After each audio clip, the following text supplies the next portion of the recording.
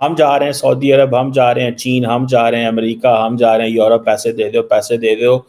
देखो क्या किस्मत है साउथ एशिया की, इधर अगर इधर हिंदू मुस्लिम ना हुआ होता, ठीक है, तो आज कराची के बिजनेसमैन ने इंडिया बैठा होना था और मुंबई के बिजनेसमैन ने इस्लामाबाद और कराची बैठे होना था। साहब, आपने मईशत की सिर्फ तारीफ करनी है, बोलना है वेरी बेस्ट, वेरी गुड, जबकि आपको पता है कि दोस्तों एक तरफ हम पाकिस्तान में रुपए के लिए तरस रहे हैं कि यहाँ पे कोई इन्वेस्टमेंट कर दे, लेकिन मजे की बात यह है कि मुकेश अंबानी साहब जो हैं वो अफ्रीका के अंदर इन्वेस्टमेंट्स कर रहे हैं। 1000 इब्राहिम रईसी कुर्बान अल्लाह के घर की आजादी की राह में। आज 26 सालों बाद 2024 पाकिस्तान में छुट्टी है कि हमने एटम बम बनाया है, इसलिए हम छुट्टी कर रहे हैं। गुज़िश्ता रात इसराइली फोर्सेज ने रफा में जंग के दौरान बेघर होने वाले अफराद के लिए कायम खेमा बस्ती पर बमबारी करके दर्जनों फलस्तीनियों को शहीद कर दिया, जिनमें अक्सरियत खवातीन और बच्चों की है। इस मुल्क में झूठ बोला जाता है, झूठ कूट कूट के पिलाया जाता है। अब यकीन माने कि इस मुल्क के अंदर जितना इधर झूठ बोला जाता है, शायद ही दुनिया भर में दुनिया का सारा झूठ मिला ले, और जितना पाकिस्तान के अंदर झूठ है। हमारा जो मकसद था एटम बम बनाने का वो ये था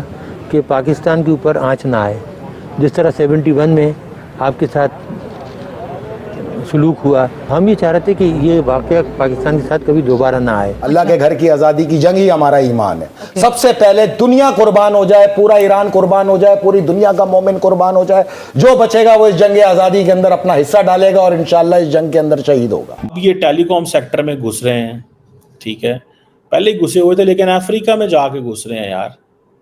अब आप इमेजिन करें कितनी बड़ी वर्थ। मौत को डबल नहीं ट्रिपल शिफ्ट पे काम करना पड़ रहा है। गाजा में हर वक्त जनाजों का वक्त है, सुबह दोपहर शाम रात जनाजे उठते हैं, दफनाने के लिए जगह कम पड़ गई है। याद है मैंने अपने स्कूल कॉलेज के दौरान डॉक्टर अब्दुल कदीर खान के ऊपर 20-20 नंबर्स के मजमून लिखे हैं। मोहसिन पाकिस्तान, एटम बम बनाने वाला साइंसदान, इसके ऊपर हमने मजमून लिखे हुए हैं। डॉक्टर अब्दुल कदीर खान की तस्वीरें हमारे बाजारों में लगी होती थी और हम चूमते थे और हमें बड़ा फख्र होता था कि इन्होंने एटम बम बनाया है। आज 26 सालों बाद 2024 पाकिस्तान में छुट्टी है कि हमने एटम बम बनाया है, इसलिए हम छुट्टी कर रहे हैं। लेकिन आज तमाम तर जो सरकारी इश्तिहारात जारी हुए हैं, अखबारों में, टेलीविजन में, हर जगह पर, उसमें मोहसिन पाकिस्तान डॉक्टर अब्दुल कदीर खान नहीं है। यानी आज 26 सालों के बाद हमें सरकारी टेलीविजन पर, सरकारी अखबारात में, सरकारी इश्तिहारात के अंदर डॉक्टर अब्दुल कदीर खान नजर नहीं आ रहा।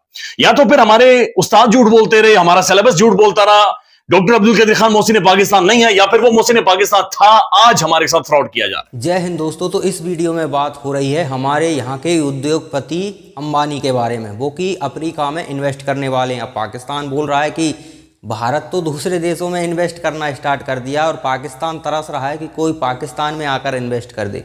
अच्छा, यहाँ पर एक और सवाल खड़ा होता है कि अंबानी हमारे देश के बिजनेसमैन हैं, तो उन्हें यहीं पर ज़्यादा से ज़्यादा इन्वेस्ट करना चाहिए, वो अफ्रीका में जाकर इन्वेस्ट क्यों कर रहे हैं? तो उसके पीछे जियोपॉलिटिकल रीज़न है। देखिए, अंबानी हों, अडानी हों, टाटा बिरला, ऐसे कई उद्योगपति हमारे देश में हैं जो कि बहुत ज़्यादा जॉब हमें दे रहे हैं। भारत के लोगों को जितनी जॉब हमारे बिजनेसमैन दे रहे हैं, उतनी जॉब सरकार तक नहीं दे पा रही है।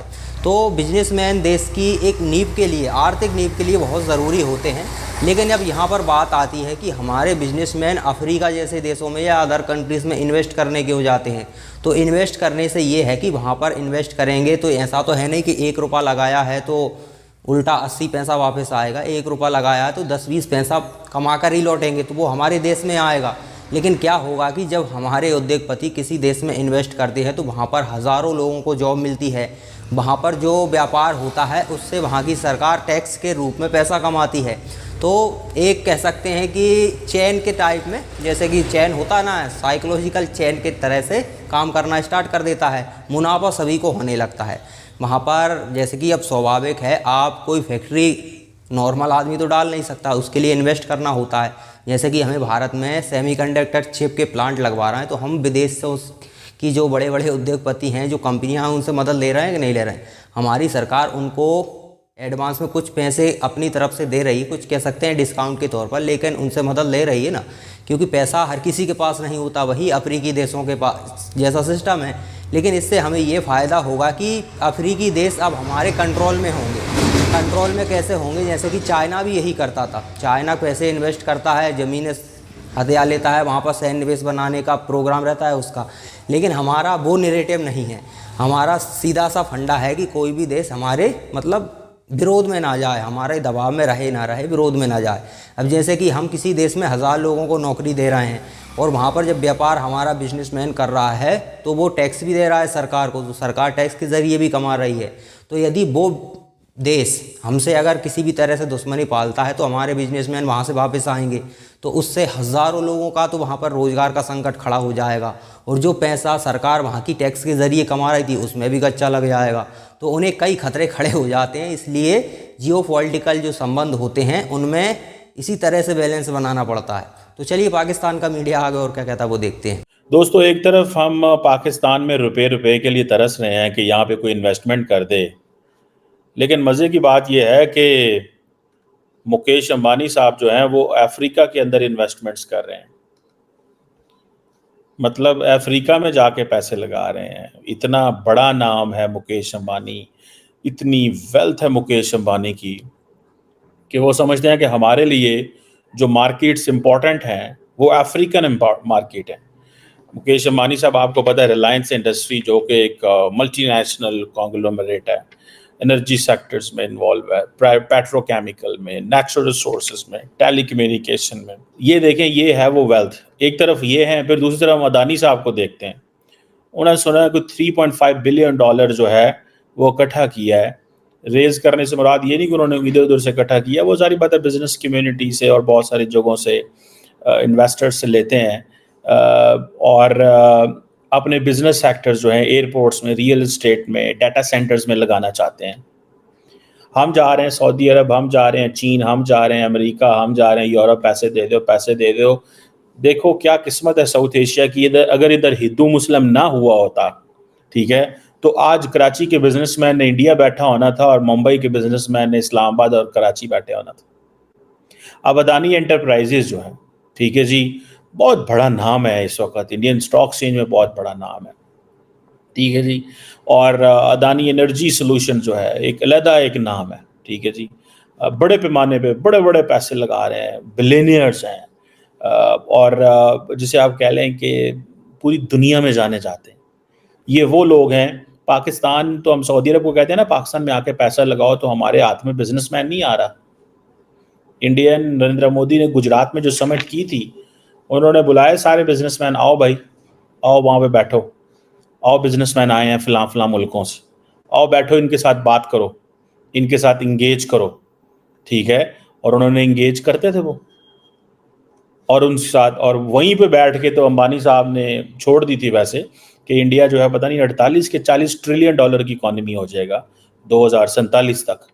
तो बहुत लोग परेशान हुए कि इस वक्त तो अमेरिका भी 24 ट्रिलियन डॉलर की इकॉनमी है, तो ये 40 ट्रिलियन डॉलर की इकॉनमी बनना चाह रहे हैं इतने। मतलब ये तो कोई स्टैटिस्टिक्स में नहीं आ रहा, लेकिन वो क्योंकि नरेंद्र मोदी साहब के सामने थे और ऐसा बिजनेसमैन है जिसने कामयाबियां ज़िंदगी में हासिल की हैं। तो जब आपने कामयाबियां ज़िंदगी में हासिल की हो ना, तो आप जो भी बोले लोग मानते हैं, ठीक है।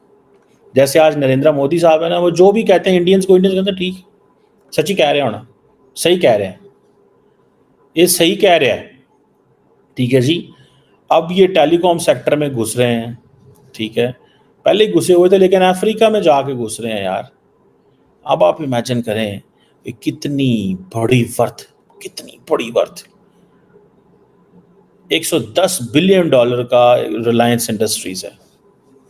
That's what I read last time, मेरा ख्याल है। तो दोस्तों, ये किसी भी जो कंट्री बहुत पावरफुल है, जिसके पास पैसा बहुत है, उसे कई देशों में इसी तरह से स्वाभाविक करना पड़ता है व्यापार। अब आप देख लीजिए ना, हमारे आस पड़ोस के देश हैं, उनसे हम बिजली खरीद रहे हैं। हालांकि हम बिजली कई देशों को बेच सकते हैं, लेकिन उनसे खरीद रहे हैं। क्यों खरीद रहे हैं? ताकि अब उनकी कंट्री सर्वाइव कर सके। अगर वहाँ पर कुछ समस्या आती है तो पड़ोसी देश हैं, तो हमारे लिए संकट खड़ा होगा। इसलिए जैसे कि अभी श्रीलंका में संकट खड़ा हुआ तो हमारे 4 बिलियन जेब से देने पड़े ना, तो थोड़ा अगर वो व्यापार करते रहेंगे तो उससे स्वाभाविक है उनके पास पैसा जाएगा और वो सर्वाइव करते रहेंगे। तो ये ज़रूरी होता है। आपको याद होगा कि टाटा, शायद टाटा ही थे जिन्होंने डील की थी फ्रांस और अमेरिका के साथ, कुछ जो फ्लाइट वगैरह की डील की थी। अब इस पर सवाल उठा रहे थे इंडियंस ही कि इंडिया की कंपनी को क्यों नहीं दिया। अरे भाई, इंडिया की कंपनियों को भी दिया गया है, लेकिन आप अगर दुनिया में चाहते हैं कि सभी से मित्रता बनी रहे तो आपको कुछ ना कुछ उनका भी फ़ायदा कराना पड़ेगा। क्योंकि अगर मैं किसी से 100 रुपये का फ़ायदा ले रहा हूँ तभी तक उसका दोस्त हूँ। जिस दिन से उससे फ़ायदा मिलना बंद हो गया और कहीं से 5 रुपये का भी फ़ायदा हो रहा है तो मैं उधर खिसक जाऊँगा। तो ये जियोपॉलिटिक्स में एडजस्ट करने के लिए ज़रूरी होता है कि अगर आप उभर रहे हो तो दूसरे देशों की मदद करते रहो। अब जैसे कि डॉक्टर एस जयशंकर का आपने वो बयान सुना हो कि कोरोना के समय पर हमने कई देशों को मुफ्त में वैक्सीन दी हैं और उन देशों में आज भी अगर डॉक्टर एस जयशंकर एक फ़ोन कर देते हैं तो उनका काम हो जाता है। तो ये बदलाव होता है जब आप किसी की मदद करते हो, जब कोई आप पर निर्भर होता है तो इसी तरह से बदलाव होता है। फिर उसकी मजबूरी भी हो जाती है, मजबूरी कह लो या फिर वो एहसान मानकर आपकी मदद करता है, कुछ भी कह सकते हैं। लेकिन यदि आप उभर रहे हो, आपके यहाँ बड़े बड़े बिजनेसमैन हैं, तो स्वाभाविक है आपकी कंपनियाँ विश्व भर में फैलनी चाहिए। इससे ये ना समझें कि ये तो उधर इन्वेस्ट कर रहे हैं तो इधर ही करें तो ज़्यादा फ़ायदा होगा। देखिए कहीं भी इन्वेस्ट करने की सीमा होती है। एक फैक्ट्री एक शहर में लगा दी है तो 10 फैक्ट्री लगाने का कोई मतलब नहीं है, व्यर्थ का पैसा खर्च होने वाला है। उस एक फैक्ट्री से ही उतना मटेरियल बनाया जा सकता है जिससे पूरे शहर को कंट्रोल में लिया जा सके। लेकिन अब अगर वही पैसा आप अदर्स कंट्री में लगाएंगे जहाँ पर कि डिमांड ज़्यादा है लेकिन सप्लाई कम है, तो वहाँ पर मुनाफे के चांसेस बहुत ज़्यादा हैं। और जब अब हमारे देश के बिजनेसमैन पैसा कमाएंगे तो वो पैसा हमारे देश में ही आने वाला है। अमेरिकी कंपनियां भारत से पैसे कमाती हैं तो अमेरिका ले जाती हैं, ठीक है ना, टैक्स वगैरह हमें रोज़गार दे जाती हैं, वो ठीक है, लेकिन जो पैसा कमाया जाता है वो अमेरिका चला जाता है। अमेरिका ऐसे ही दुनिया की सबसे बड़ी आर्थिक महाशक्ति नहीं है, तो ऐसा ही भारत उसी रास्ते पर चल रहा है।